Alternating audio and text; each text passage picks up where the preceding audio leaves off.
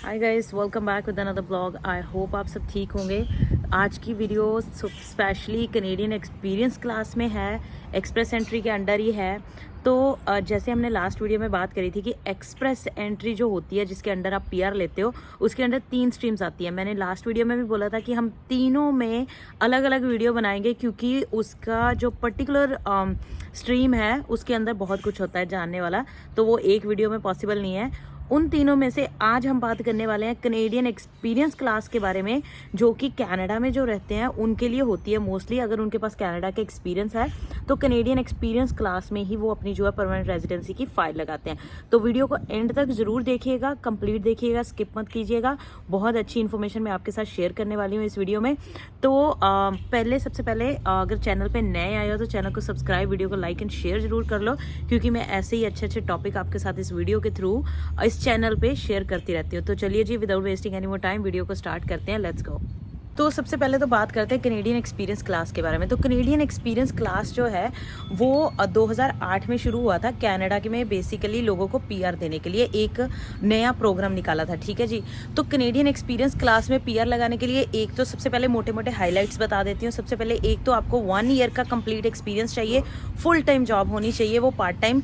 अगर part time है तो उसका इक्विवेलेंट होना चाहिए, आवर्स कंप्लीट होने चाहिए, ठीक है जी। तो फुल टाइम जॉब चाहिए आपको, 1 साल का एक्सपीरियंस चाहिए। CLB अगर आपका जो अभी टीयर हो चुका है, टीयर अगर आपका 0 और 1 है तो आपको CLB 7 चाहिए। अगर आपका जो टीयर जो है और 2 एंड 3 है तब आपको जो है CLB 5 चाहिए। तो बहुत बड़ी बात नहीं है, आ जाते हैं। उसका स्क्रीनशॉट भी मैं ऊपर लगा दूंगी, आप देख सकते हो। सबसे अच्छी बात इसमें एजुकेशन की कोई भी रिक्वायरमेंट नहीं है। एजुकेशन चाहे आपकी 12th है, चाहे आपने ग्रेजुएशन करी है, उसका कोई ऐसा रिक्वायरमेंट नहीं है कि इतनी होनी चाहिए, तो which is a very good thing. और एक सबसे अच्छी बात, इसका जो प्रोसेसिंग टाइम है वो 6 महीने का है। वैसे तो 6 महीने का है, बट मुझे पता है सब लोग बोलेंगे कि 6 महीने में तो कुछ भी नहीं आता, आजकल थोड़ा ज़्यादा टाइम लगा है। बट एक बार आपकी एप्लीकेशन फाइल मतलब चली गई तो उस पर टेंशन लेने की बात ही क्या है, राइट। तो ये इसका 6 महीने का प्रोसेसिंग टाइम है अकॉर्डिंग टू IRCC। एक जो कनाडा से चले गए हैं बट पहले कनाडा में रहते थे, उनके लिए इस फील्ड में सबसे अच्छी बात यह है कि अगर आपके पास कनाडा का एक्सपीरियंस है ना, अगर आप कनाडा छोड़ के अपनी होम कंट्री पे वापस चले गए हो बट आपके पास स्टिल 3 साल का टाइम है कि आप कनेडियन एक्सपीरियंस क्लास में अपनी फाइल आउट ऑफ कनाडा से भी अप्लाई कर सकते हो। तो बहुत अच्छी बात है ये कनेडियन एक्सपीरियंस क्लास में जी। तो मैं बाहर खड़ी होकर वीडियो तो बना रही थी, बट एक तो हवा ज़्यादा चल रही है, ठंड नहीं है इतनी, मौसम अच्छा है, और ऊपर से मेरा ऑफिस जाने का टाइम भी हो रहा था। तो मैं फटाफट से गाड़ी में बैठ गई। तो मैंने सोचा कि थोड़ी सी वीडियो गाड़ी में रैप अप करूंगी। अगर हो पाई ख़त्म मेरे निकलने से पहले तो गाड़ी में बैठ के ही ख़त्म कर दूंगी, और नहीं हुई तो मैं जाते जाते आपसे 4 बातें कर लूंगी, ठीक है जी। तो वीडियो को आगे बढ़ाते हैं। तो अब हम बात कर रहे थे CEC के बारे में, ठीक है। अब ये मोटे मोटे हाईलाइट्स आपको पता चल गए, ठीक है। अब बात करते हैं कि ये कैसे काम करता है। ये सेम तरीके से काम करता है, स्कोरिंग फैक्टर के बेसिस पे ही काम करता है। मतलब जैसे हमने CRS स्कोर के बात करी थी, वही सेम सिनेरियो होता है। इसमें भी आपको जैसे पॉइंट्स एज के मिल सकते हैं। अगर आपकी एज 20 से 29 ईयर्स के बीच में है तो मैक्सिमम 110 पॉइंट आप इसमें गेन कर सकते हो। अगर आपका कहीं फॉरेन का एक्सपीरियंस है, वर्क एक्सपीरियंस है, तो उसमें मैक्सिमम आपको 50 पॉइंट मिल सकते हैं।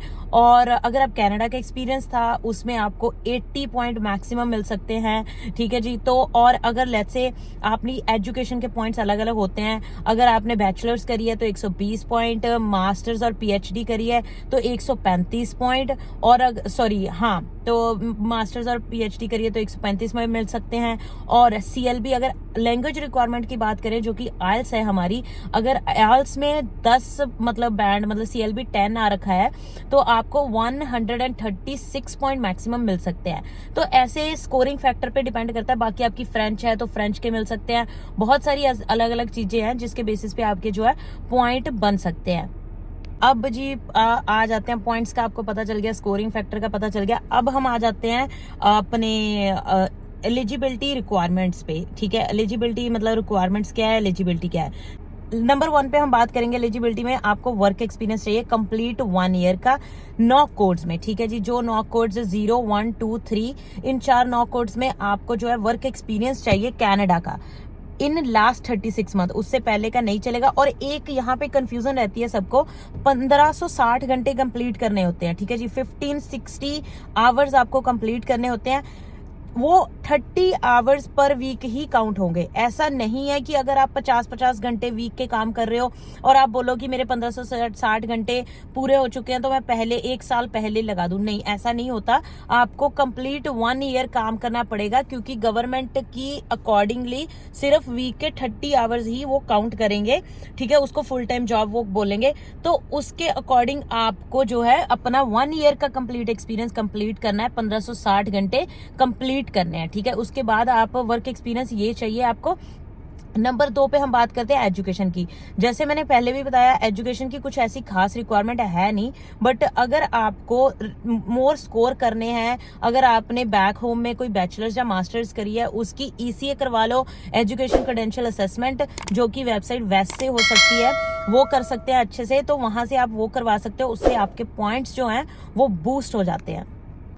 तो ये हो गए हमारी एजुकेशन की बात, और हमारा जो है उन सारी चीज़ों की, मतलब एजुकेशन और एक्सपीरियंस की बात होगी। अब बात आती है हमारे लैंग्वेज रिक्वायरमेंट्स की। लैंग्वेज रिक्वायरमेंट जैसे मैं आपको बता चुकी हूँ पहले भी, कि अगर आपकी जॉब जो है नॉक बी लेवल की है, मतलब टीयर 2 और 3 में है, तब आपको जो है आपकी जो CLB है वो 5 चाहिए, which is not a big thing. 5 चाहिए। अब बहुत सारे लोग बोलेंगे कि गलत इन्फॉर्मेशन दे रही है। भाई, गलत इन्फॉर्मेशन नहीं दे रही हूँ। ऊपर स्क्रीनशॉट दे सकते हो, नहीं तो नीचे कमेंट में मैं लिंक दे दूंगी अपना, सॉरी डिस्क्रिप्शन बॉक्स में लिंक दे दूंगी, वहां पे चेक कर सकते हो।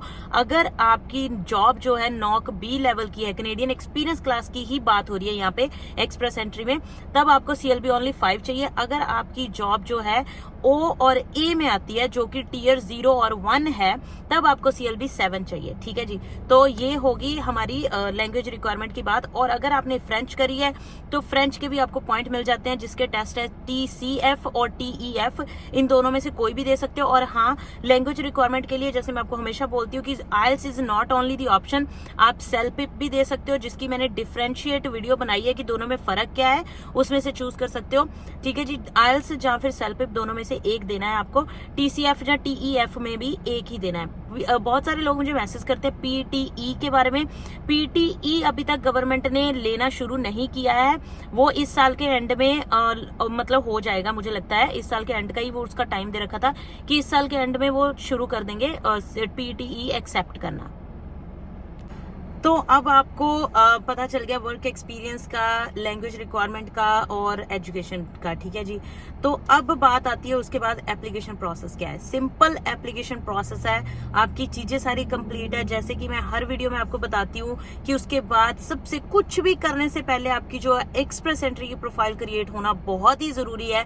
एक्सप्रेस एंट्री की प्रोफाइल क्रिएट करके उसके बाद आपको जो है अपना इन्विटेशन आएगा। तब तक आपकी एप्लीकेशन ऑब्वियसली पूल में जाएगी ही नहीं अगर आपकी एप्लीकेशन क्रिएट नहीं हो रखी, प्रोफाइल नहीं क्रिएट हो रखी, ठीक है। तो आपको क्या करना है कि जब ये सारा कुछ आपको पता चल गया, उसके बाद आपने अपना GC की के अकॉर्डिंग, जैसे मैंने अपनी लास्ट वीडियो में बताया, GC की में अपना अकाउंट क्रिएट करके अपनी एक्सप्रेस एंट्री की प्रोफाइल क्रिएट करनी है। सारी प्रॉपर एक्यूरेट इन्फॉर्मेशन उसमें आपने डालनी है।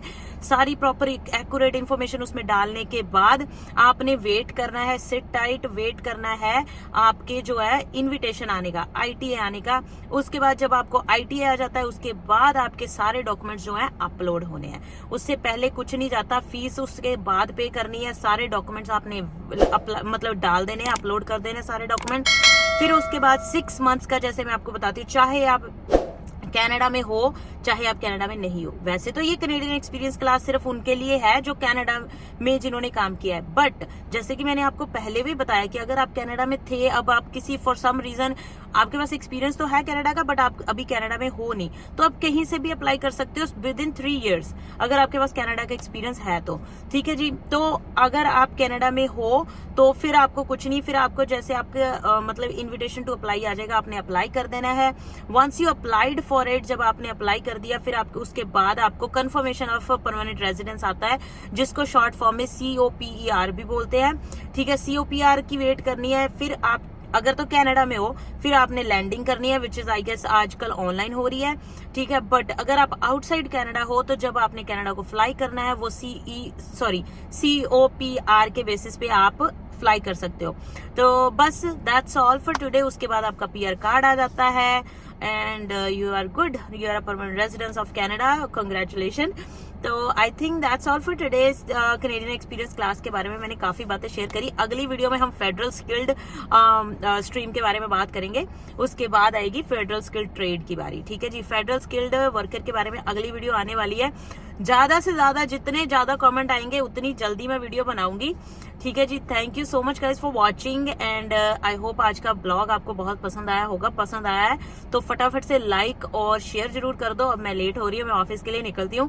Bye bye, take care and subscribe जरूर कर लो, बेल आइकन दबा लो ताकि आप मेरे इंपॉर्टेंट अपडेट्स कोई भी मिस ना करो। Thank you, bye bye, take care. मिलते हैं अगले ब्लॉग में अगली वीडियो के साथ।